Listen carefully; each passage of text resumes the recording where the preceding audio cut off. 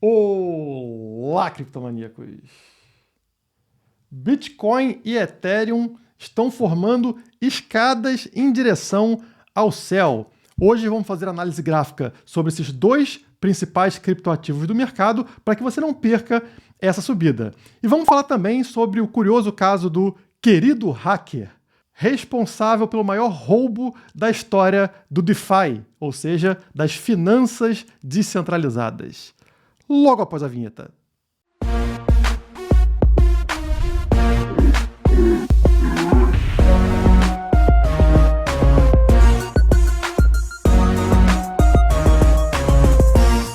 Ser hackeado no mercado de criptomoedas é um medo constante. E se alguém invadir meu computador? E se alguém invadir minha carteira? E para você não correr esse risco, é muito fácil, basta clicar no botão de like aqui embaixo. Clicou no like, você está muito mais seguro do que antes. Confia, aperta o botãozinho aí e também se inscreve no canal, caso não seja inscrito. Vamos começar falando justamente sobre isso, tá aqui a notícia da Livecoins, começou assim, né? 3,1 bilhões de reais em criptomoedas roubados no maior ataque hacker em DeFi. Os três ativos roubados foram Ethereum, Binance Smart Chain e Polygon. Vamos ler aqui na matéria o que aconteceu. Um ataque hacker realizado na rede Poly Network resultou em um dos maiores roubos da história do criptomercado e o maior hack na história do setor de finanças descentralizadas. Os hackers conseguiram roubar as criptomoedas com sucesso e transferiram os ativos digitais para suas carteiras. Realmente um roubo gigantesco, 3 bilhões de reais. Imagina quantas pessoas perderam dinheiro. E aí, o que fez a tal da Poly Network? Isso aqui, ó, próxima notícia. Querido hacker. Começaram assim o texto, né? Já começa engraçado, mas vamos lá. Querido hacker, plataforma cripto implora dinheiro de volta após perder 3 bilhões de reais. Vamos continuar aqui. A Poly Network, para surpresa de muitos, tentou apelar para o bom coração do criminoso, dizendo o seguinte: querido hacker, nós somos a equipe da Poly Network. Nós queremos estabelecer comunicação com você e nós pedimos que você devolva os ativos hackeados. Vejam se não é um sistema de segurança muito interessante para as altcoins, né? Se tiver algum problema com o teu código, com a tua blockchain, você escreve uma carta para o bandido, esperando aí que o bandido devolva o dinheiro, né? Você vê que é um sistema muito mais seguro do que a do Bitcoin. O Bitcoin está aí há 11 anos sem esse tipo de problema. Mas isso aqui acontece com algumas altcoins e eles estão trazendo aqui inovações no mercado de segurança. Mas falando sério, agora está aqui a carta da Poly Network, tá? Dear Hacker, ou seja, querido hacker, né? Como a gente falou. E aí eles continuam aqui o texto. A quantidade de dinheiro que você hackeou é a maior na história do DeFi. Autoridades em qualquer outro país considerariam isso como um grande crime à economia e você será perseguido. Depois de pedirem com carinho, eles fizeram uma semi-ameaça, né? Ó, cuidado que você pode se dar mal com isso. Como é de se imaginar, a tentativa de fazer uma carta para o hacker acabou virando piada entre muitos que estão acompanhando o caso e consideraram a carta como uma tentativa patética de solucionar a situação. E aí o pessoal começou a brincar lá no Twitter, né? Como por exemplo com esse texto aqui. Querido hacker, obrigado por nos mostrar as fraquezas das shitcoins. O mundo precisa aprender a diferença entre Bitcoin e o resto. E aí começaram, claro, a criar memes, né? E os memes vão ficando cada vez melhores. Fazem vídeos, fazem memes aqui, ó. Com a Poly Network entregando a carta pro hacker. Olha a cara do hacker aqui. Depois essa cena aqui, ó. Você será reconhecida por... Aí a Poly Network com essa cara toda feliz pergunta: ser uma DeFi de sucesso? Aí a Poly Network continua. Perder 3 bilhões de reais porque a gente manteve as chaves dentro do GitHub? Não. Querido hacker. E aí fica essa cara de bunda aqui. E a matéria finaliza aqui chamando o hacker de zoeiro porque ele começou agora a devolver o dinheiro roubado. Aparentemente não devido à ameaça ali da carta da Poly Network e porque ele é um white hat, que é o hacker ali, chapéu branco, né? Um hacker que quer fazer o bem, digamos assim. Ele invade você, ele causa algum dano para te dar uma lição, para mostrar uma fragilidade no seu sistema. Desde o começo do ataque, a pessoa por trás do roubo demonstrou que estava querendo algo mais do que só dinheiro. Em uma das transações é possível ver uma mensagem onde o hacker explica que o hack poderia ter sido bilionário se ele tivesse movido o resto das shitcoins e estava considerando retornar parte dos ativos ou simplesmente deixá-los parados. Então aqui, dentro de uma transação, tem a mensagem que eles estão falando aqui em cima. E depois, aqui para finalizar, eles botam que, ao que tudo indica, o hacker pode ser um white hat, como eu falei para vocês, que realizou o ataque como forma de dar uma lição na plataforma ou abrir os olhos dos investidores. Por causa do ataque, os desenvolvedores da Poly Network foram obrigados a identificar e corrigir uma falha que possibilitou o roubo. Sendo assim, o hacker ajudou o projeto, mesmo que tenha destruído a confiança dele no processo. E realmente é uma lição para todo mundo aqui do mercado, né, que confia no DeFi, nas finanças descentralizadas, que nesse caso não tem nada de descentralizada, né? Depende de um hacker devolver o dinheiro, então de uma pessoa fazer o bem ali para o projeto não quebrar, e de diversas altcoins do mercado que não têm segurança, não possuem a força da rede do Bitcoin ali como segurança. É o que eu falo para vocês, a maior parte das altcoins não tem valor, elas não são atacadas porque não são relevantes. Quando começam a se tornar relevantes, como nesse caso aqui, ter alguns bilhões de reais ou de dólares, elas viram alvos para hackers, e aí você percebe que a segurança da sua altcoin é tão boa quanto um nerd aí, um adolescente, invadir aquela rede e roubar o dinheiro. Então existe um risco muito maior dentro das altcoins do que no Bitcoin, que está aí há mais de 10 anos sem qualquer problema. Entrando agora no gráfico diário do Bitcoin, vamos analisar como ele está formando escadas. Toda vez que o Bitcoin consegue utilizar determinada região como suporte, como se fosse um degrau, ele sobe para um próximo degrau, para uma próxima região de suporte e assim por diante. Isso está acontecendo durante todo esse ciclo de alta. Eu vou mostrar para vocês aqui os pontos onde isso aconteceu e quais são também as próximas etapas. Assim vocês conseguem mapear melhor o que a gente precisa ver para que essa subida continue. Notem aqui no gráfico que eu marquei para vocês 4 linhas brancas, né, tracejadas aqui, que funcionam como degraus. Então a gente tem o primeiro aqui, uma segunda aqui, uma terceira aqui e uma quarta lá em cima. E esses círculos amarelos mostram os locais onde o Bitcoin fez essa linha tracejada como suporte. E depois dessa confirmação, o preço dispara até um próximo degrau. Então vamos começar pela linha mais baixa, né, pelo primeiro degrau aqui na região dos 33.400 dólares, para vocês notarem que a gente teve isso a primeira vez aqui no início do ano, né, janeiro de 2021. Notem, o preço sobe, quando ele retorna nesta barra do dia 6 de janeiro, ele faz o suporte exatamente sobre essa linha tracejada aqui. E essa confirmação é o que leva a essa alta até a próxima região, né?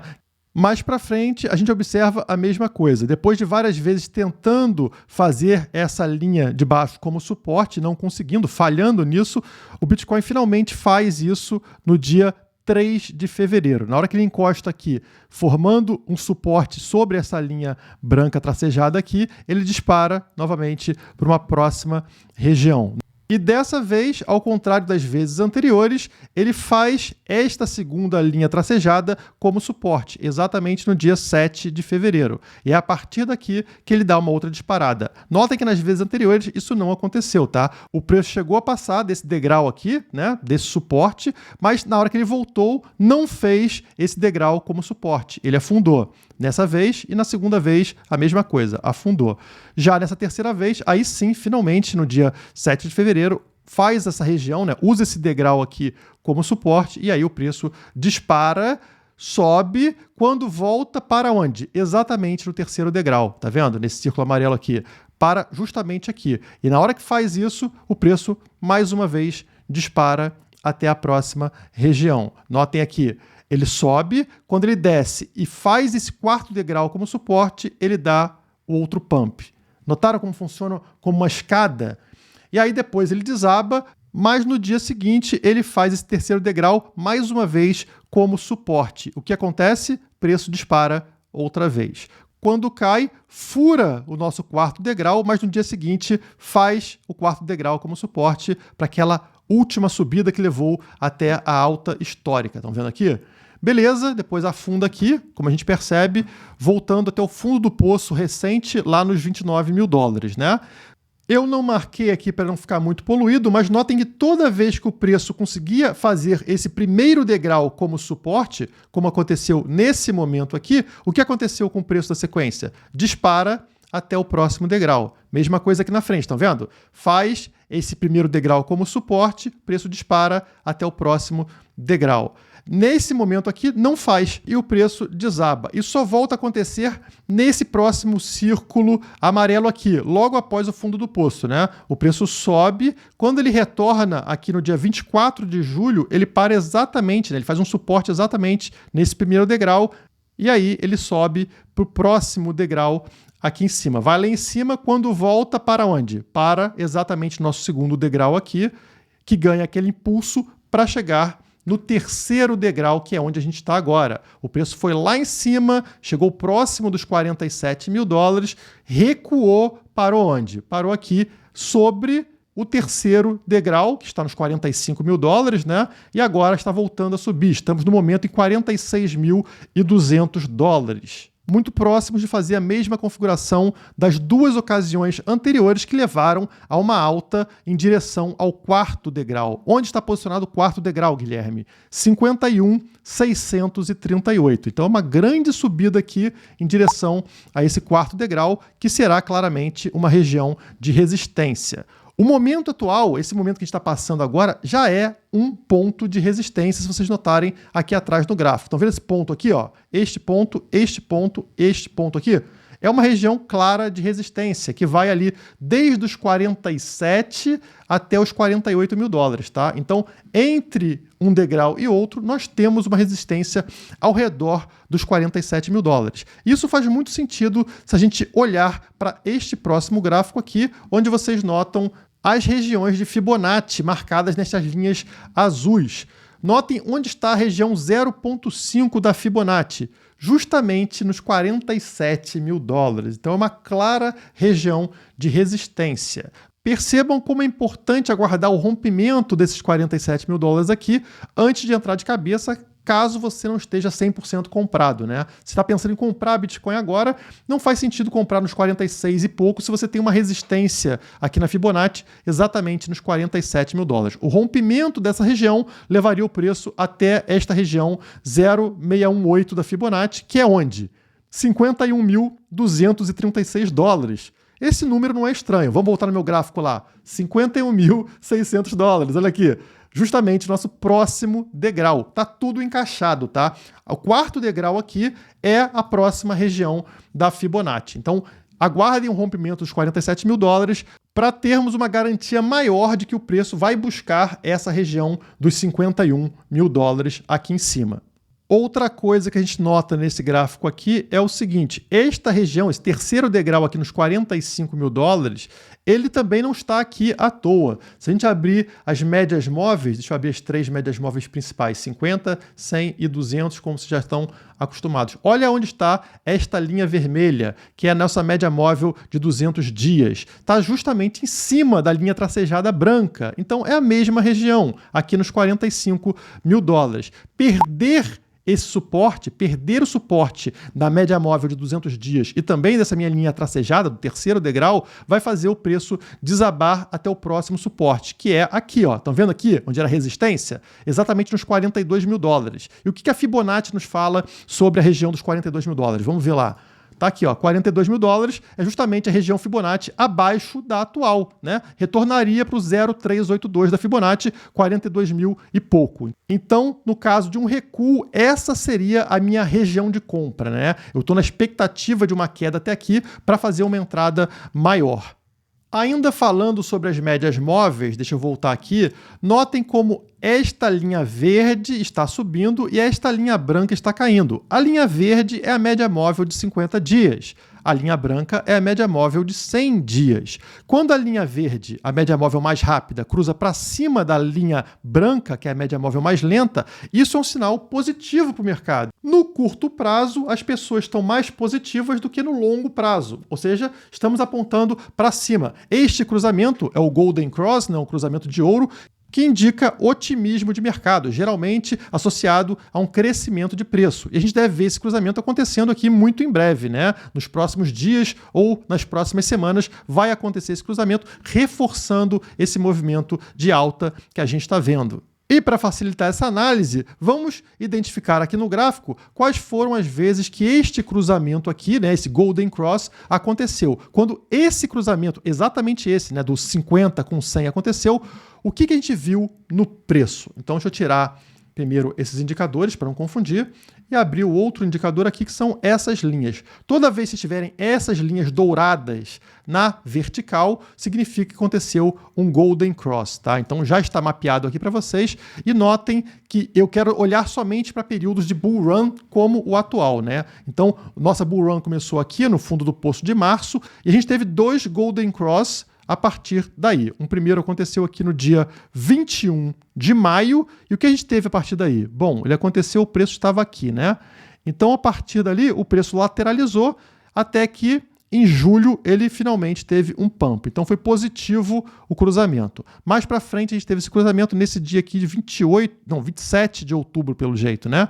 E logo após o cruzamento, o preço disparou tremendamente. Vamos voltar mais então para outros períodos de bull run, como aqui em 2019, tá? Marcado nessa caixa verde. Teve somente um Golden Cross, que aconteceu no dia 14 de março, e também, logo após o Golden Cross, o preço teve um pump absurdo. Mais uma vez, funcionou. Vamos recuar mais um pouco para esse caixote verde aqui, pegando aquela alta histórica de 2017. Também tivemos somente um Golden Cross acontecendo no dia 20 de outubro de 2016. E o que aconteceu logo após o Golden Cross? Uma imensa subida que levou até a nossa alta histórica. Então, novamente, funcionou aqui. Recuando mais, tivemos o período, né, o ciclo de alta lá de 2013. E a gente teve 2 Golden Cross nesse período, um para cada ciclo, né? Lembrando que 2013 foram 2 ciclos dentro de um só, né? Essa primeira subida e depois essa segunda subida.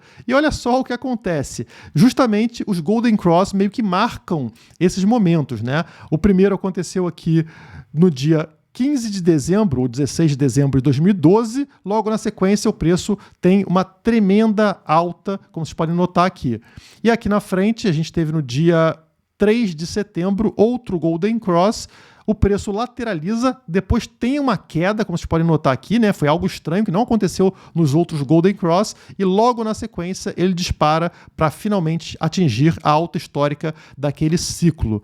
Ou seja, no geral, Golden Cross parece muito positivo durante ciclos de alta. E como eu falei para vocês, nós estamos a poucos dias de um próximo Golden Cross que vai acontecer aqui, como eu mostrei para vocês.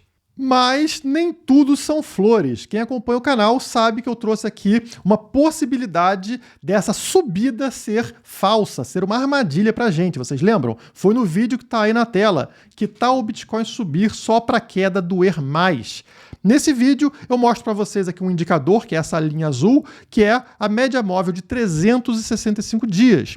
E mostrei que, historicamente, o preço encosta nessa linha azul, como vocês estão vendo aqui, dá uma linda subida, que é esse ponto 2 aqui, né? Subiu 86% em 2014 e só depois afunda para baixo dessa linha azul, encontrando o fundo do poço nesta região 3. Lá realmente no fundo do poço, né? Então, esse ponto 2 teria sido uma armadilha. Aconteceu aqui em 2018 e aconteceu aqui mais recentemente também em 2020. E a pergunta que vocês devem querer saber é: Guilherme, ainda pode ser uma armadilha? Essa subida pode ser falsa ou já acabou esse risco? Bom, vamos analisar aqui primeiro essas 3 situações. Notamos aqui que 2 foram próximas, né? A gente tem uma de 2020, bem recente, onde a gente teve uma subida de 41% após encostar na linha azul e depois o preço afunda.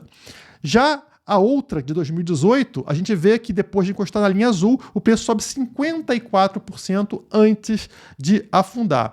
Essa de 2014, quando sobe 86%, Na minha opinião, a gente deveria descartar nessa análise. É uma fase muito diferente do Bitcoin, uma fase amadora, digamos assim, do Bitcoin, né? Onde tínhamos variações muito maiores do que a gente viu aqui em 2018 e 2020, por exemplo. Claro, se a gente considerar 86%, com certeza a armadilha ainda pode acontecer. Mas eu não gostaria de usar esse cenário aqui como cenário base. Qual cenário a gente pode utilizar de forma conservadora?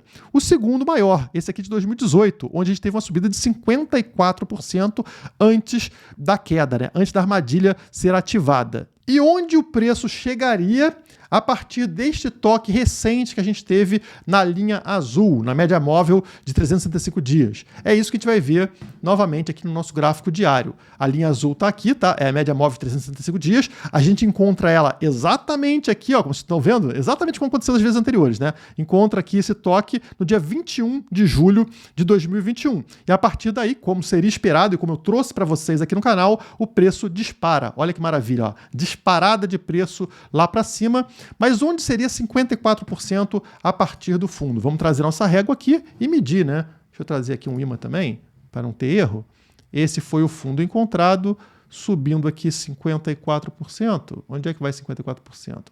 Olha, ó, 54% é onde? Exatamente dos 45 mil dólares. Que 45 mil dólares? O nosso degrau, né? Lembrando, o degrau estava exatamente nos 45 mil dólares e também na média móvel de 200 dias. Vamos trazer ela aqui, a nossa linha vermelha. Olha aqui. Então, linha vermelha passando exatamente nos 54%, o que indica para a gente que nós estamos justamente no momento de verificação se essa armadilha ainda é válida ou não. O que vai invalidar essa armadilha?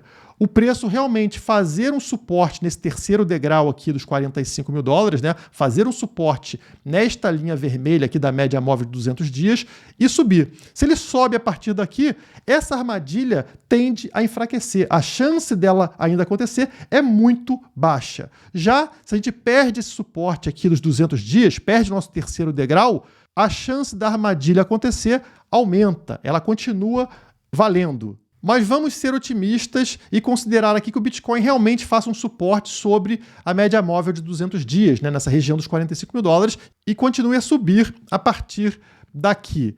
Como ficaria configurada a contagem de ondas, que é algo interessante graficamente, né? Vou abrir esse gráfico aqui para vocês, para a gente ver a contagem de ondas ao longo de ciclo de altas. Vamos começar aqui por 2013, no caso 2012, né? Porque pega o fundo do poço após uma alta histórica anterior. Notem, a gente teve uma alta histórica anterior em 2011, o preço desaba, encontra um fundo do poço. A partir deste ponto aqui, a gente começa a nossa contagem de onda. Então, ó, primeira onda, 1, 2, 3, 4, 5, tá? São 5 pernas, né? São 5 ondas, como vocês sabem. E aí atinge uma próxima alta histórica. Aí você vai ter uma queda aqui e começa a próxima contagem de onda no fundo do poço posterior, que foi aqui, no caso, em 2015. Então, a partir daqui, ó, onda 1, 2, 3, 4, 5, nova alta histórica, que foi aquela alta histórica de 2017, ok? Aí vem aquela queda feia, chegamos no fundo do poço do ciclo, que aconteceu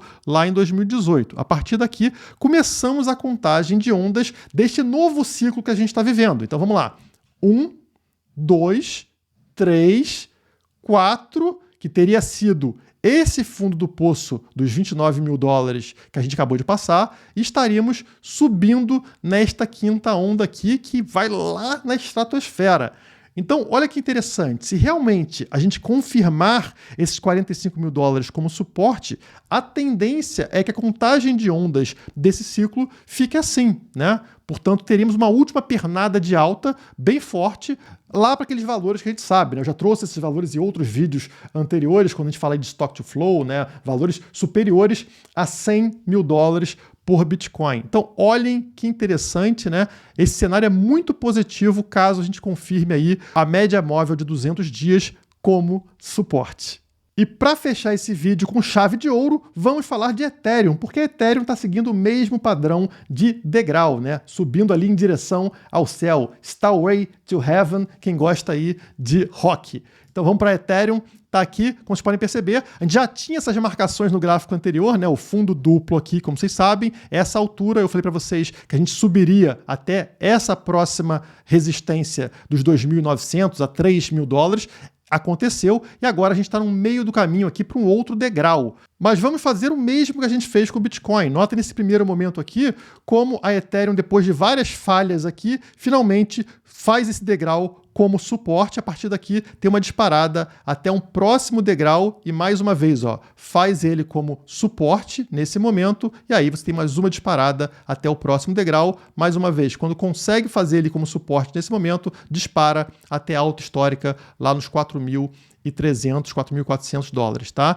Vindo aqui para um momento mais recente, vocês percebem a mesma coisa, né? Aqui no dia 30 de julho, a Ethereum faz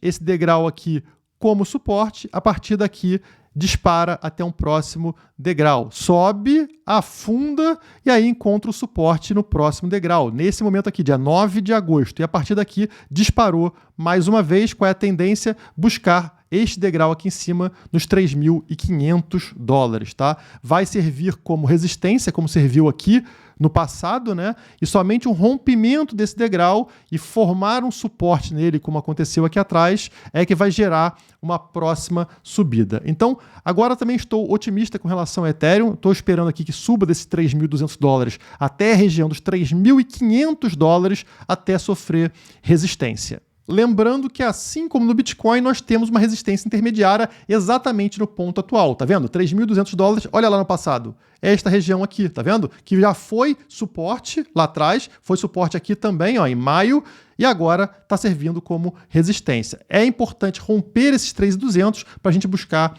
os 3.500. Mas a tendência, ao que parece aqui, é justamente essa. Bom, por hoje é isso. Se você não deixou o like, eu vou atrás de você, hein? Tô de olho em você aí, igual o hacker. Vou invadir tua máquina aí para apertar o like, já que você não apertou por mim. Deixa o like, se inscreve no canal, espalha esse vídeo aí como se fosse um vírus de um hacker maldito e a gente se vê em breve. Muito obrigado e até a próxima.